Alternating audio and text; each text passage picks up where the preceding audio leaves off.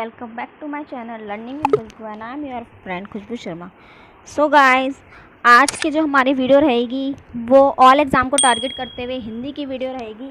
इसमें मैं आपको बहुत ही महत्वपूर्ण क्वेश्चन जो हर एग्ज़ाम के लिए आपको बेनिफिट देंगे, समास और संधि के क्वेश्चंस लेके आई हूँ और विद एक्सप्लेनेशन, जिससे आपको जिनको नहीं पता है इन संधियों या समास के बारे में उनको भी थोड़ी इन्फॉर्मेशन मिल जाएगी।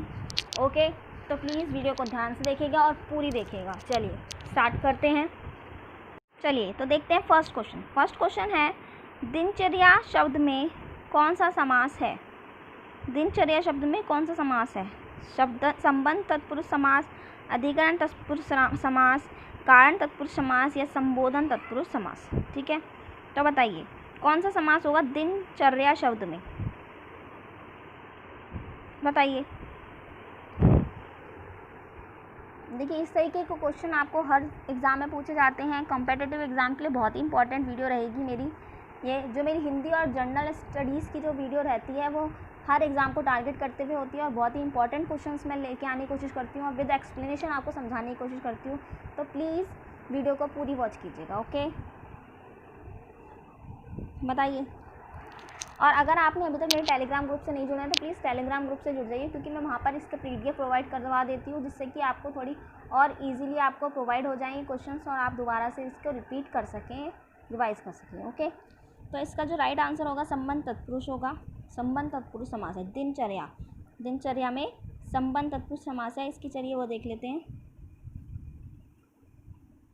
इसकी हम एक्सप्लेनेशन देखेंगे। समास क्या होता है? समास का तात्पर्य संक्षिप्तीकरण से होता है। इसका शाब्दिक अर्थ होता है छोटा रूप। जब दो या दो से अधिक शब्दों से मिलकर जो नए या छोटे शब्द बनता है उसे समास कहते हैं। ठीक है, ये मैंने आपकी इन्फॉर्मेशन के लिए डाल दिया है एक्सप्लेनेशन में कि समास क्या है करके। ठीक है, फिर देखते हैं दिनचर्या शब्द का समास विग्रह करेंगे तो दिन की चर्या।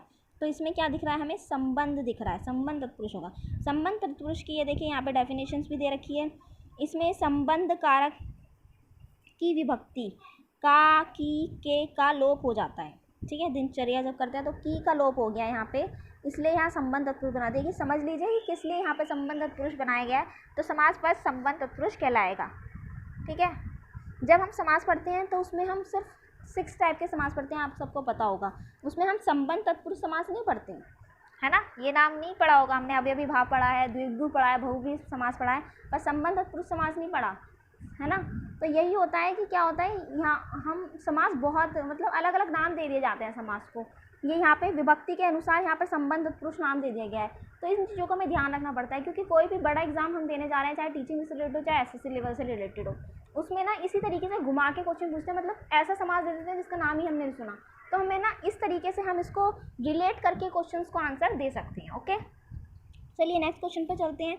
जैसे कि यहाँ पे देखिए, तत्पुरुष समास तो आपने सुना है ना। तो तत्पुरुष समास, जिस समास में दूसरा पद प्रधान होता है, पहले खंड की विभक्ति चिन्हों का लोप कर दिया जाता है, उसे तत्पुरुष समास कहते हैं। जैसे राजकुमार, तो राजा का कुमार, तो क्या हुआ, यह तो तत्पुरुष समास ही है, बट उसमें संबंध के इसलिए इसमें संबंध तत्पुरुष। अगर संबंध तत्पुरुष होता, सिंपल लिखा होता तत्पुरुष समास, तो तत्पुरुष समास लगाते। ओके, चलिए देन सेकेंड क्वेश्चन है आपका, सख्युचित शब्द का संधि विच्छेद क्या होगा?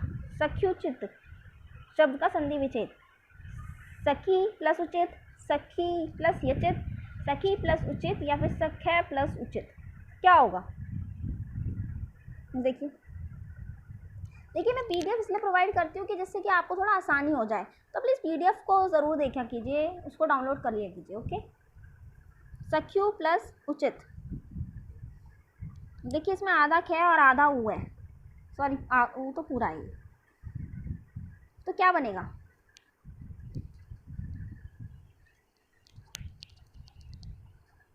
चलिए देखते हैं। संधि दो वर्णों के मेल से बनती है, ये सबको पता है। ठीक है, इसके आगे देखते हैं। सख्युचित शब्द का संधि विच्छेद करेंगे तो सखी प्लस उचित। देखिए क्यों बना, अगर यहाँ पे ये ऊ की जो मात्रा है अगर यहाँ छोटी होती और ये भी खा भी छोटा है, तो क्या करेंगे हम, तो ये ऊ ई बन गया प्लस उचित, तो ये सखी उचित। और कौन सी संधि है इसमें? यण संधि है। ठीक है, ई प्लस ऊ बन के क्या बन जाते हैं? य बन जाते हैं। ई प्लस ऊ बराबर या। यण संधि में क्या क्या होता है? ई ऊ बड़ा ऊ री का मेल होता है यदि असमान स्वर से होता है तो।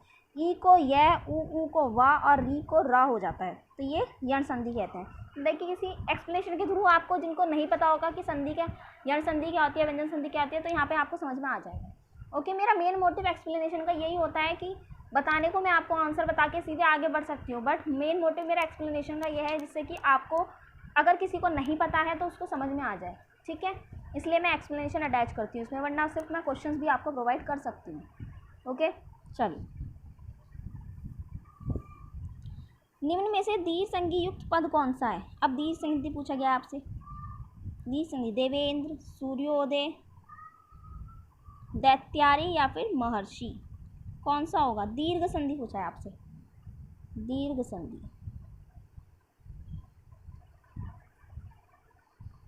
बताइए, देवेंद्र, सूर्योदय, दैत्यारी या महर्षि। तो द राइट आंसर इसमें देखिए दीर्घ संधि होगी सी, दैत्यारी आंसर है इसमें। ठीक है, चलिए इसकी एक्सप्लेनेशन और देख लेते हैं, फिर आपको अच्छे से समझ में आएगा। दैत्यारी दीर्घ संधि है। दैत्यारी संधि विच्छेद करेंगे तो दैत्य प्लस अरि। इस संधि को बनाने का नियम है ए प्लस ए बराबर आ। तो जब दो समान स्वर मिलकर एक बड़े या दीर्घ स्वर का निर्माण करते हैं तो दीर्घ स्वर संधि कहते हैं। ठीक है, जैसे ए प्लस ए, आप, ई प्लस ई बड़ी ई, ऊ प्लस ऊ बड़ा ऊ। ओके, तो उसे क्या कहते हैं? दीर्घ संधि कहते हैं। चलो ठीक है, तो नेक्स्ट पे आते हैं। निम्न में परोपकार शब्द का संधि है। परोपकार का, ये कौन सी संधि है परोपकार में? विसर्ग, गुण, वृद्धि या फिर यण संधि? बताइए। इसमें होगी आपकी गुण संधि होगी आपकी, परोपकार में गुण संधि। ओके, गुण संधि इज द राइट आंसर। चलिए इसके एक्सप्लेनेशन है। परोपकार गुण संधि है। परोपकारी का संधि विग्रह पर प्लस उपकार होता है। तो नियम है ए या ए के बाद ई या ई आए तो दोनों मिलकर क्या बन जाते हैं? ए बन जाते हैं। और ए या आ के बाद ऊ या ऊ आए तो दोनों मिलकर क्या बन जाते हैं?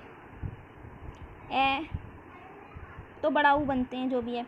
और ओ आ या आ के बाद री आए तो अर हो जाता है। इस प्रकार बनने वाले शब्दों को गुण स्वर संधि कहते हैं। ठीक है, तो ज्ञान प्लस उपदेश, ज्ञानोपदेश, पर प्लस उपकार, परोपकार, लोक प्लस उक्ति, लोकोक्ति। ठीक है, तो ये इसके उदाहरण हैं गुण संधि के। ठीक है, चलो आगे बढ़ते हैं। द नेक्स्ट है आपका पाप पुण्य शब्द में कौन सा समास है? तो पाप पुण्य शब्द है तो इसमें कौन सा समास होगा? कर्मधारय, बहुव्रीहि, द्वंद्व समास या फिर अवयवी भाव समास? कौन सा समास होगा पाप पुण्य में? बताइए। तो जी पाप पुण्य समास में आपका होगा द्वंद्व समास। Okay, right answer is C. Then हम इसका एक्सप्लेनेशन देख लेते हैं। पाप पुण्य में द्वंद्व समास है जिस सामासिक शब्द के दोनों पद प्रधान हो तथा जिसका विग्रह करने पर और एवं या लगता हो उसे द्वंद्व समास कहते हैं। ठीक है, चलिए। गायक का संधि विच्छेद है गा प्लस यक, गाय प्लस इक, सी है गे प्लस अक या फिर गा प्लस आयक। तो क्या होगा? गायक का संधि विच्छेद।